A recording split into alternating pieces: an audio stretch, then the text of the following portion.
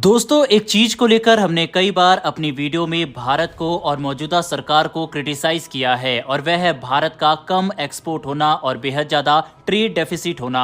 भारत जैसा इतना बड़ा देश अगर अपने मैन्युफैक्चरिंग सेक्टर पर शुरुआत से ही ध्यान लगाता तो शायद चीन से ज्यादा सामान दुनिया भर को एक्सपोर्ट हम कर रहे होते, लेकिन अनफॉर्चुनेटली मैन्युफैक्चरिंग सेक्टर में भारत ने पिछले कुछ सालों में ही ज्यादा फोकस किया है और अब सरप्राइजिंगली जो 2024 के डाटा हम लोगों के सामने आए हैं उसमें भारत के एक्सपोर्ट ने अपने सभी रिकॉर्ड तोड़ दिया है। साथ ही भारत का ट्रेड डेफिसिट रिकॉर्ड तोड़ से ज्यादा घटा है, जो कि भारत की ओवरऑल डेवलपमेंट के लिए काफी ज्यादा इंपॉर्टेंट है। भारत के ओवरऑल इंपोर्ट एक्सपोर्ट और इंफ्रास्ट्रक्चर के लिए ये वीडियो बेहद ज्यादा इंपॉर्टेंट होने वाली है, इसीलिए वीडियो को अंत तक जरूर देखिएगा क्योंकि इन आंकड़ों के पीछे जो कारण है वह आपको जानना बेहद जरूरी है। वहीं पर हमारी जो दूसरी खबर है वह है भारत का सपना यानी कि बुलेट ट्रेन को लेकर है, जिसकी डेट को लेकर रेलवे की तरफ से पहला बड़ा स्टेटमेंट सामने आया है और ये खबर भी बेहद ज्यादा इंपॉर्टेंट है। दोनों खबर काफी इंटरेस्टिंग होने वाली है, इसीलिए वीडियो को अंत तक जरूर देखिएगा। साथ ही मेरी एक छोटी सी रिक्वेस्ट रहेगी कि नीचे दिए गए सब्सक्राइब बटन को प्रेस कर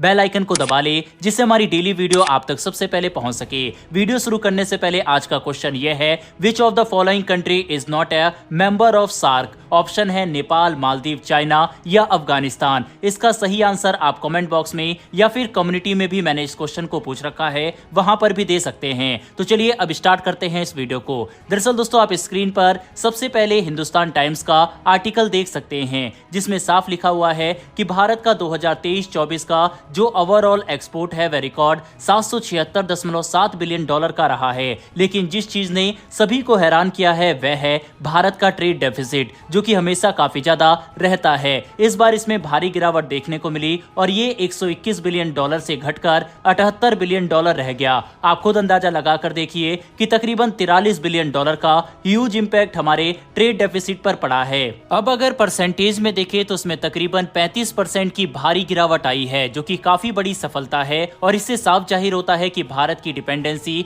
दूसरे देशों से अब कम हो रही है। अब दोस्तों, भारत ने जो सबसे ज्यादा सामान का एक्सपोर्ट किया है वह है इलेक्ट्रॉनिक आइटम, जिसमें रिकॉर्ड 23% की बढ़ोतरी देखी गई और इसमें 29 बिलियन डॉलर का सामान भारत ने दुनिया भर में भेजा है। चलिए दोस्तों, अब समझते हैं कि आखिर इसका कारण क्या है, क्यों भारत का एक्सपोर्ट इतना ज्यादा बढ़ा है और ट्रेड डेफिसिट कम हुआ है। इसके पीछे का जो सबसे बड़ा कारण है वह है चाइना। चीन से काफी सारी कंपनी इस समय उठकर भारत में आ रही है और चीन का एक्सपोर्ट काफी ज्यादा कम हुआ है, यानी कि चीन की जगह अब दुनिया भारत की तरफ देख रही है। इसके अलावा भारत ने इंफ्रास्ट्रक्चर पर काफी ज्यादा इन्वेस्टमेंट की है। भारत ने रोड, रेलवे और एयरपोर्ट का जो जाल बिछाया है उससे सामान को एक जगह से दूसरी जगह ले जाना आसान हुआ है और इन सब ग्रोथ के पीछे यही सब कारण है। हालांकि रोड इंफ्रास्ट्रक्चर की हम बात कर रहे हैं तो एक और रिकॉर्ड भारत के नाम है, जो कि भारत बिल्कुल भी अपने नाम नहीं करना चाहता, और वह है भारत में सबसे ज्यादा रोड एक्सीडेंट होते हैं। भारत में पर डे 482 मौतें रोड एक्सीडेंट की वजह से होती है, यानी कि हर 3 मिनट में एक एक्सीडेंट रोड पे होता है। और भारत में 2022 में 1.68 लाख डेथ रोड एक्सीडेंट की वजह से हुई है और इसका मुख्य कारण ओवर स्पीडिंग है। इसीलिए मेरी रिक्वेस्ट है कि गाड़ी को तेज न चलाए, सेफ रहे और सुरक्षित रहे। वहीं बुलेट ट्रेन को लेकर रेलवे की तरफ से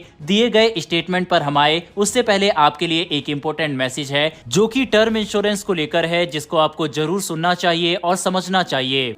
दोस्तों, अगर आपकी कमाई पर आपकी फैमिली डिपेंड है तो आपका टर्म इंश्योरेंस तो होना ही चाहिए। टर्म इंश्योरेंस मतलब कि भगवान न करे कोई दुर्घटना आपके साथ होती है तो आपकी फैमिली को एक अच्छा खासा अमाउंट दिया जाए, जिससे वह अपनी आगे की जिंदगी अच्छे से जी पाए। जब से कोविड-19 गया है और नई नई बीमारी और लोगों के साथ दुर्घटनाएं हो रही है, तब से टर्म इंश्योरेंस उतना ही जरूरी बन गया जितना वोटर ID और हमारा आधार कार्ड होता है। और अगर आपके पास टर्म इंश्योरेंस नहीं है तो उसके कुछ कारण हो सकते हैं, जैसा कि आपको टर्म इंश्योरेंस के बारे में या तो पता नहीं है या फिर आप समझते हैं कि मेरे जाने के बाद मेरी उस डिपेंडेंट फैमिली का कुछ भी हो उससे मुझे कुछ फर्क नहीं पड़ता। अगर आपका दूसरा कारण है तो आपको इस वीडियो को यहीं पर स्किप कर देना चाहिए। और अगर आपका पहला कारण है तो मैं आपको बताता हूं कि कहां से टर्म इंश्योरेंस लेना आपके लिए बेस्ट हो सकता है।